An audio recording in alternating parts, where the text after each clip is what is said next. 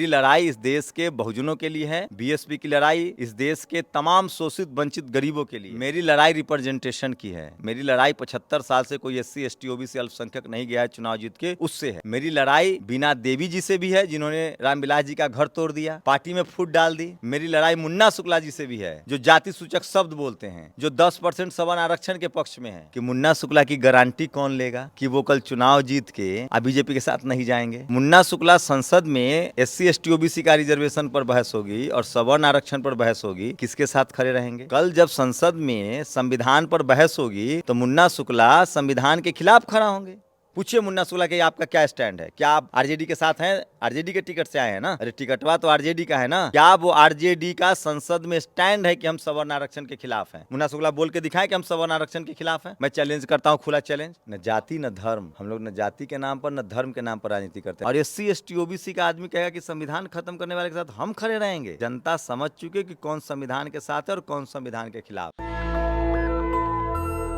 इस वक्त मेरे साथ मौजूद है शंभू कुमार सिंह जी, जो वैशाली लोकसभा क्षेत्र से चुनाव लड़ रहे हैं और लगातार ये वैशाली लोकसभा क्षेत्र में कैंपेनिंग कर रहे हैं, लोगों से मिल रहे हैं, तो इनसे बातचीत करेंगे। सर, सबसे पहला सवाल है कि अभी कुछ दिन पहले टिकट को लेकर ये अफवाह उड़ गया था कि आप BSP से चुनाव नहीं लड़ रहे हैं, तो इसको क्लियर कीजिए सर। ये मैंने बोला है कभी?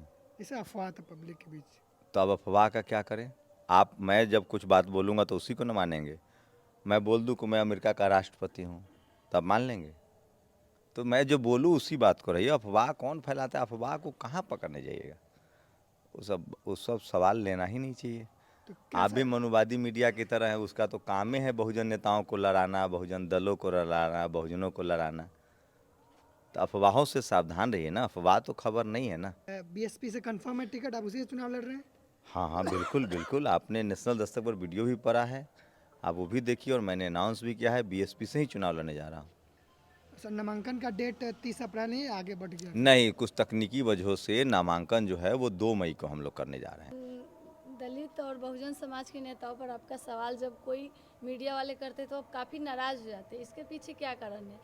बहुजन नेता के लोग अभी तक 75 साल हो गए आज़ादी का, लेकिन कभी भी बहुजन किसी प्रत्याशी को मौका नहीं दिए है, फिर आप नाराज़ क्यों हो जाते हैं? नहीं, ये आपकी जानकारी ठीक नहीं है। बिरसिन पटेल चुनाव लड़ चुके हैं पार्टी से। आप अपना फैक्ट चेक कीजिए मैडम, थोड़ा होमवर्क कीजिए। किसने कहा कि बहुजन दलों से बहुजन नेता यहाँ चुनाव नहीं लड़े हैं? मैंने कहा जीते नहीं है, रिप्रेजेंटेशन नहीं हुआ है संसद में। जी, बहुजन समाज पे बात करते हैं, आप कहते हैं बहुजन 85% हमारा हक है, उस पर हम लड़ेंगे। तो 85% जो है वो कहाँ पे फंसे हैं? कुछ जातिवाद में फंसे हैं, कुछ अपने नेताओं को भगवान मान के बैठे हैं, और कुछ जो है वो अनाज में फंस के बैठे हैं। तो कहाँ तक आप क्लियर कर पाइएगा? ये आपकी राय है। 85-90% लोग गरीबी में फंसे हैं। उनके साथ जिनको आप पीड़ित हैं उनको आप दोषी बता रही हैं। 85-90% लोग पीड़ित हैं जातिवाद से, वो जातिवाद में नहीं फंसे हैं मैम। आप कह रही हैं कि डॉक्टर बीमार को आप कह रही हैं कि डॉक्टर है। 90% लोगों का शोषण हो रहा है जाति के नाम पर। 90% लोगों का शोषण हो रहा है इस व्यवस्था में, उनको भागीदारी नहीं मिल रही है, संविधान पूरी तरह से लागू नहीं है, रिप्रेजेंटेशन नहीं मिल रहा है। इस देश में जाति किसने बनाई?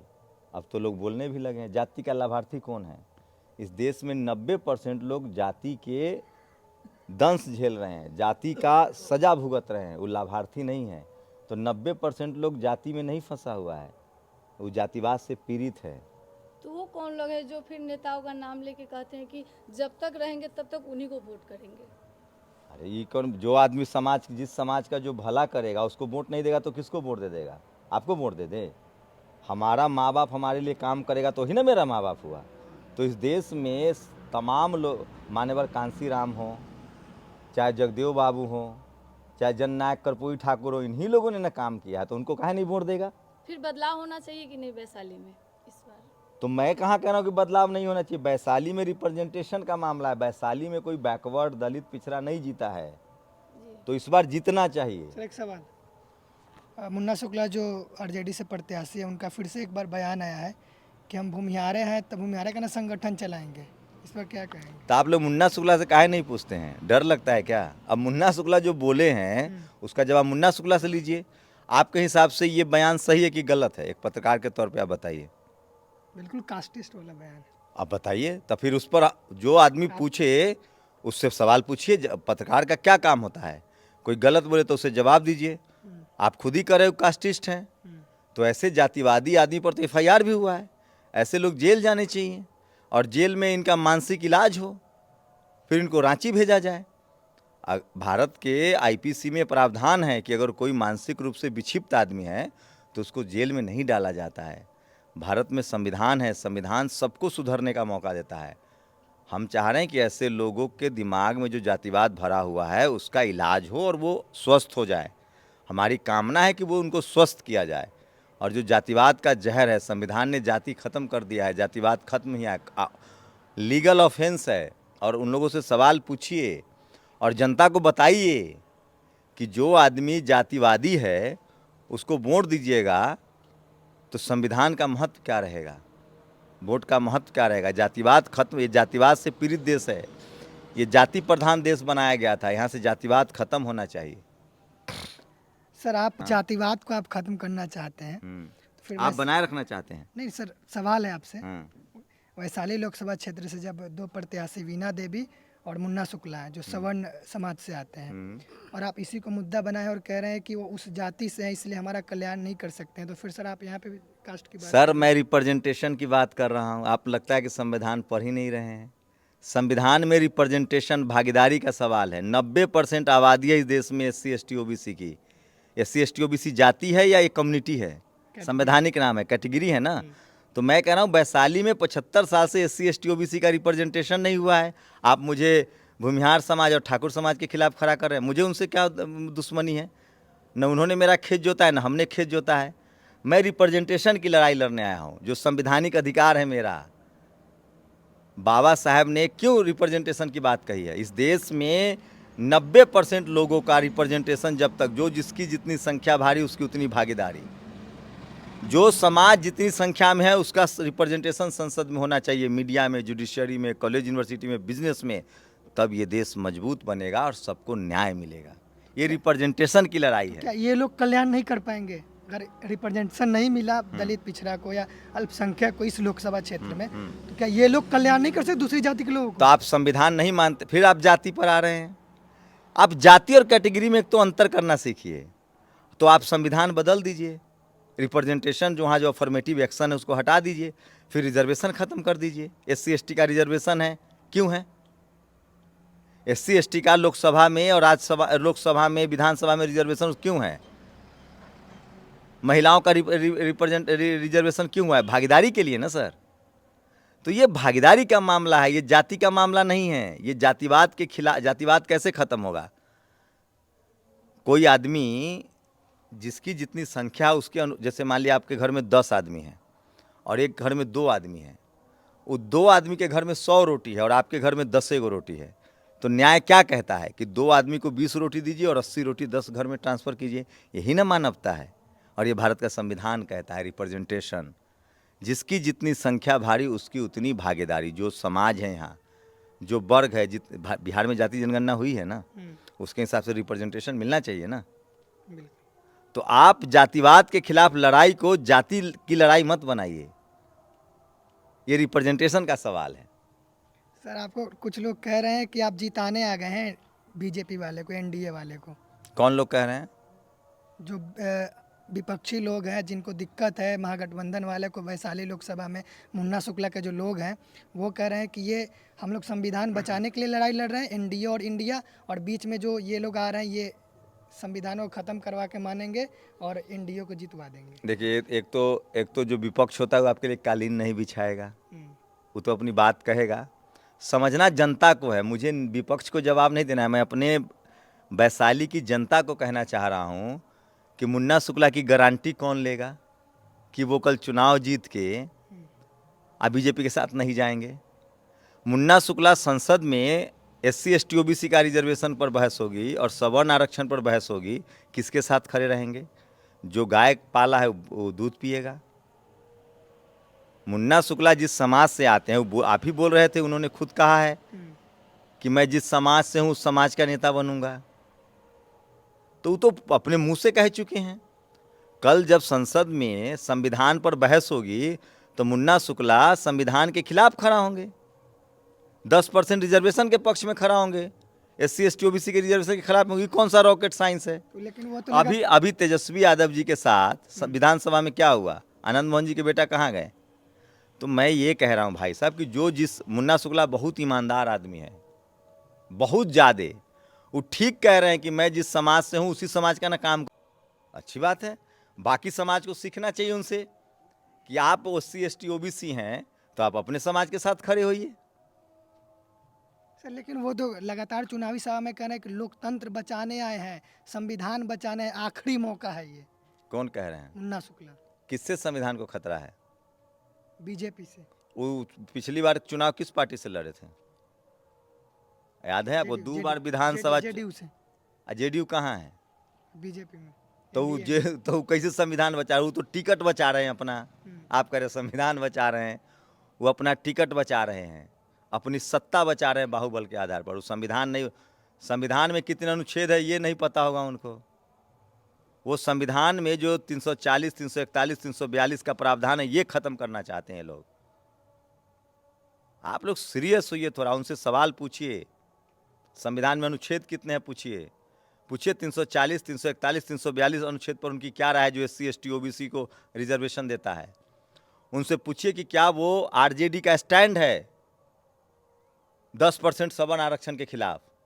पूछिए मुन्ना शुक्ला कि आपका क्या स्टैंड है, क्या आप RJD के साथ हैं? RJD के टिकट से आए हैं ना? अरे टिकटवा तो RJD का है ना? क्या वो RJD का संसद में स्टैंड है कि हम सवर्ण आरक्षण के खिलाफ हैं? मुन्ना शुक्ला बोल के दिखाएं कि हम सवर्ण आरक्षण के खिलाफ हैं। मैं चैलेंज करता हूं, खुला चैलेंज, आप पूछिए मुन्ना शुक्ला जी बताएं कि हम सवर्ण आरक्षण के पक्ष में कि खिलाफ है। उनकी पार्टी सवर्ण आरक्षण के खिलाफ है और मैं भी सवर्ण आरक्षण के खिलाफ हूं, वो असंवैधानिक है। सर आपकी लड़ाई वीणा देवी से या मुन्ना शुक्ला से? मेरी लड़ाई रिप्रेजेंटेशन की है। मेरी लड़ाई 75 साल से कोई SC ST OBC अल्पसंख्यक नहीं गया है चुनाव जीत के, उससे है। मेरी लड़ाई वीणा देवी जी से भी है जिन्होंने रामविलास जी का घर तोड़ दिया, पार्टी में फूट डाल दी। मेरी लड़ाई मुन्ना शुक्ला जी से भी है जो जाति सूचक शब्द बोलते हैं, जो 10% सवर्ण आरक्षण के पक्ष में है। मेरी लड़ाई इस देश के बहुजनों के लिए है। BSP की लड़ाई इस देश के तमाम शोषित वंचित गरीबों के लिए है। अब अरुण कुमार गुप्ता से मिले हैं, क्या वो आपके साथ अब चुनावी कैंपेन में शामिल होंगे? गुप्ता जी से पूछिए, उनका मिला है आशीर्वाद, पूछिए उनसे। सर ऐसी क्या नौबत आ गई सर वैशाली लोकसभा क्षेत्र में जो आप शंभू जी के साथ आ गए? मैं वैचारिक एकता तो बहुत पहले बनी हुई है, लेकिन अभी फ़िलहाल आज से 6 महीना पहले और गोबरसही में हिंद केसरी जी के सभागार में बहुत से नेशनल लीडर लोग थे। उसमें मैं भी वक्ता के रूप में लोग इनवाइट किए थे, हज़ारों आदमी उसमें इंटेलेक्चुअल लोग थे।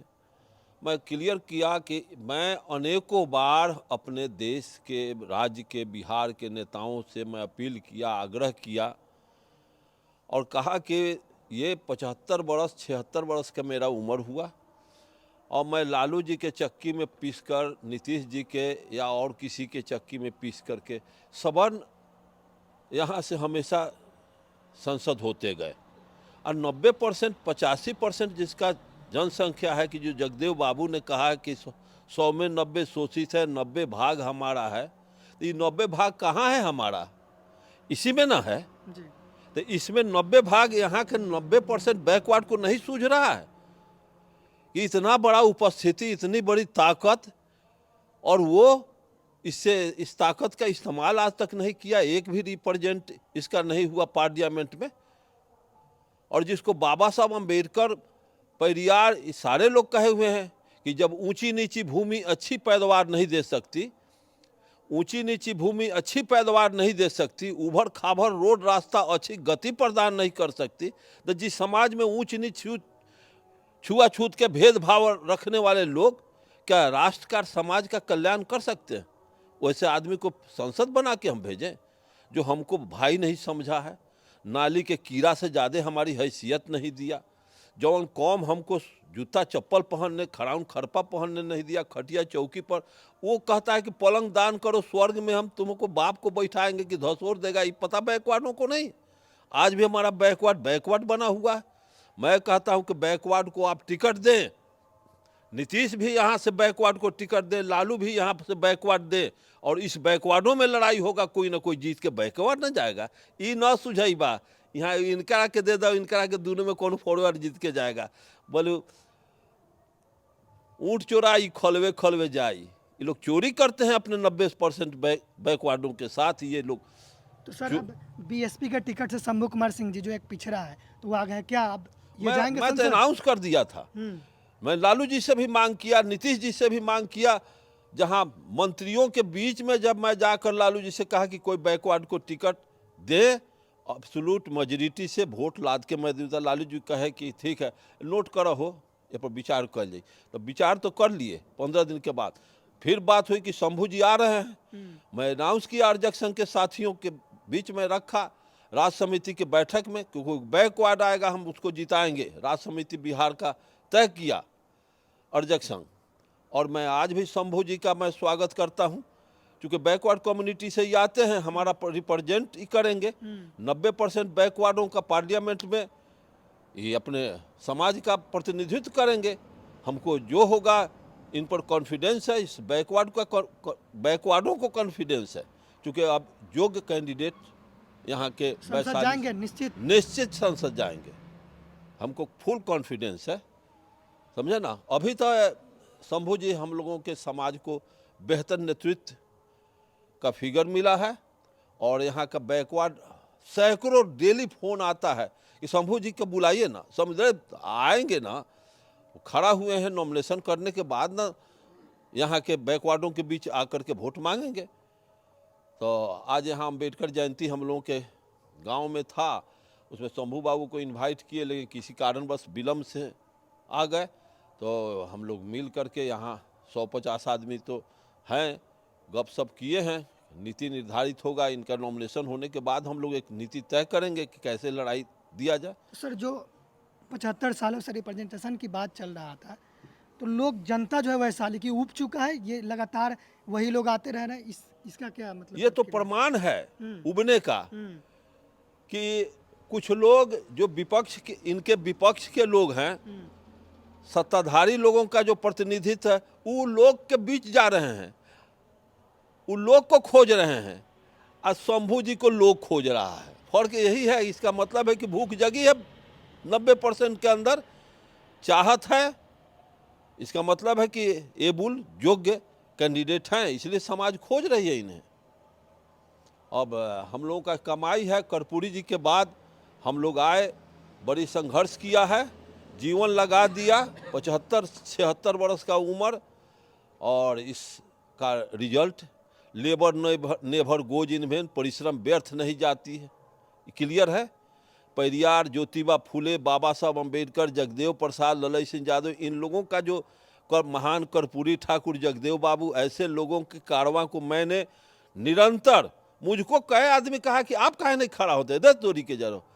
एक कमिश्नर कहते हैं कि आप ऐसो खड़ा, मुजफ्फरपुर का गए हैं तो वो DCLR कहता है कि आप काहे नहीं खड़ा होते हैं। हम कहे हम अगर खड़ा हो जाए झूठ के एथी में, जहाँ अरबों खरबों रुपया से आमदनी हो रहा है, करोड़ों रुपया में टिकट बेचा कीना जा रहा है, उसमें हम जाएंगे तो फिर अम्बेडकर का सिपाही कौन होगा कि अम्बेडकर बाद को आगे ले जाएगा, पेरियार बाद को ले जाएगा।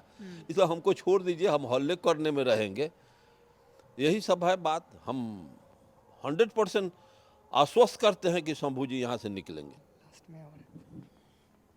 लोग ये कह रहे हैं, आप दोनों पे आरोप लगा रहे हैं, कुछ लोग हैं कि आप लोग RSS और बीजेपी से आंतरिक समझौता करके एनडीए को जिताने में लगे हुए हैं। कौन आरोप लगा रहे हैं? कुछ जो अम्बेडकरवादी लोग हैं वही लोग कह रहे हैं कि उनको संविधान का खतरा दिख रहा है। अच्छा, तो मैं वही तो कह रहा हूँ भाई कि मुन्ना शुक्ला जी की गारंटी लेगा कौन? बीना देवी जी तो RSS बीजेपी के साथ हैं, मुन्ना शुक्ला जी की कौन गारंटी लेगा? और मैं कह रहा हूँ कि संविधान तभी बचेगा ना जब वोट देने का अधिकार बचेगा, बहुजनों का अधिकार बचेगा। SC ST OBC का मैं कह रहा हूँ, जब RJD का स्टैंड है कि हम सवर्ण आरक्षण के साथ हैं, खिलाफ हैं, तो मुन्ना शुक्ला जी का क्या स्टैंड रहेगा? वो बोल के दिखाएं कि हम सवर्ण आरक्षण के खिलाफ हैं, मैं मान लूँगा। संविधान कौन बचाएगा और संविधान के लिए कौन लड़ रहा है? बीएसपी का मैनिफेस्टो ही संविधान है, जानकारी होगी आपको। बीएसपी मैनिफेस्टो जारी नहीं करती है, बीएसपी का मैनिफेस्टो ही संविधान है।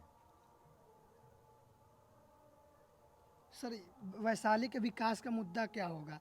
क्या मैनिफेस्टो होगा वैशाली के लिए आपका? पढ़ाई लिखाई, स्कूल, अस्पताल, दवाई, न जाति न धर्म। हम लोग न जाति के नाम पर न धर्म के नाम पर राजनीति करते हैं। हम लोग, मायावती जी ने 4 बार सीएम रही हैं, वहाँ स्कूल, अस्पताल, पढ़ाई लिखाई, दवाई, एक्सप्रेसवे बनाया। जब उनको मौका मिला तो यूपी को उन्होंने वर्ल्ड क्लास सिटी बनाया, लखनऊ को, greater Noida, Savitribai Phule inter college, Gautam Buddha university. देख के आइए पहले यूपी में। बहुजन समाज को 24 कैरेट गोल्ड बहुजन दल को चुनना पड़ेगा, जो व्यवस्था परिवर्तन की बात करता है, जो ठेकेदारी में रिजर्वेशन देता है कि ठेकेदार SC ST OBC के लोग कब बनेंगे, ठेकेदार, कॉन्ट्रैक्टर। SC ST OBC का रिजर्वेशन कब होगा? आरक्षण में OBC का आरक्षण में प्रमोशन देंगे का लड़ाई है ये। SC ST के आरक्षण में प्रमोशन, OBC के आरक्षण में प्रमोशन में आरक्षण। ये SC ST OBC दलित पिछड़े अल्पसंख्यकों का, जब मैं SC ST OBC की बात करता हूँ, ये आपका संवैधानिक नाम है और संवैधानिक अधिकार है। आप सिख धर्म से हो सकते हैं तो भी आप OBC और SC हैं, आप क्रिश्चियन हो सकते हैं तो भी ST हैं, आप मुस्लिम समाज से हैं तो भी OBC SC हैं। कश्मीर में मुस्लिम समाज ST में आते हैं, शेड्यूल ट्राइब में। इस देश के 90% मुस्लिम समाज के लोग OBC में आते हैं। आप हिंदू हैं तो भी SC ST OBC हैं, आप सिख हैं तो भी OBC SC हैं। तो SC ST OBC जाति नहीं है पत्रकार साहब, ये हमारा संवैधानिक नाम है, जो 75 साल पहले संविधान लागू होने के साथ मिला। और SC ST OBC का आदमी कहेगा कि संविधान खत्म करने वाले के साथ हम खड़े रहेंगे। जनता समझ चुके कि कौन संविधान के साथ है और कौन संविधान के खिलाफ है। और वैशाली की जनता तो बिल्कुल, पूरे देश में बैकवर्ड फॉरवर्ड का चुनाव है। कुछ लोग भेष बदल कर, पैसा के दम पर, बाहुबल पर टिकट खरीद लाएंगे, वो भी जनता आप समझ चुकी है। ऐसे लोग संसद नहीं जा रहे हैं। आखिरी सवाल है, आप जितना आक्रामक मुन्ना शुक्ला को लेकर हैं उतना आक्रामक वीणा देवी को लेकर नहीं है। वो कह रही हैं कि वो, उनके जो परिवार है वो राजनीति के भीष्म पितामह है, वो चुनाव हारते नहीं। आप कैसे हरा देंगे उनको? अभी तो 2 बार विधायक। कौन है भीष्म पितामह जी? वीणा देवी जी या मुन्ना शुक्ला जी? किसको? वीणा देवी के परिवार, उनके पति, वो। हाँ, देखिए, पहली बात तो कि जो दुश्मन सावधान अपनों से रहा जाता है। वीणा देवी जी तो पहले से ही BJP RSS की पार्टी में है, उन पर क्या बात करें? तो दुश्मन खेमे में है ही। जो दोस्त बन रहा है बैकवर्ड पार्टियों का, उस पर न जवाब दे, RJD न जवाब दे। क्या वैशाली में कोई झंडा धोने वाला RJD का कार्यकर्ता नहीं था? मुन्ना शुक्ला पहले किस पार्टी में थे बताइए? पिछला विधानसभा चुनाव किस पार्टी से लड़े हैं? JDU। तो झंडा दो, पिछड़ा, दलित, बैकवर्ड। अब मलाई खाने की बारी आए तो मुन्ना शुक्ला जी। कोई यादव नहीं था, कोई निषाद समाज का नहीं था, कोई बैकवर्ड समाज में और इतनी अति पिछड़े समाज में लोग वो नहीं थे। पैसा से टिकट खरीद के लाएंगे, वोट कहाँ से ले आएंगे? 90% बैकवर्ड है, दलित पिछड़े अल्पसंख्यक की संख्या है, रिप्रेजेंटेशन की लड़ाई है। नेशनल दस्तक की आपसे गुजारिश है कि अगर इसको बचाना चाहते हैं तो नेशनल दस्तक को सब्सक्राइब करने के लिए रेड कलर के सब्सक्राइब बटन को दबाएं, फिर बेल आइकन की घंटी दबाएं। नेशनल दस्तक को बचाने के लिए बहुत जरूरी है कि हर खबर को शेयर करें, लाइक करें, कमेंट जरूर करें।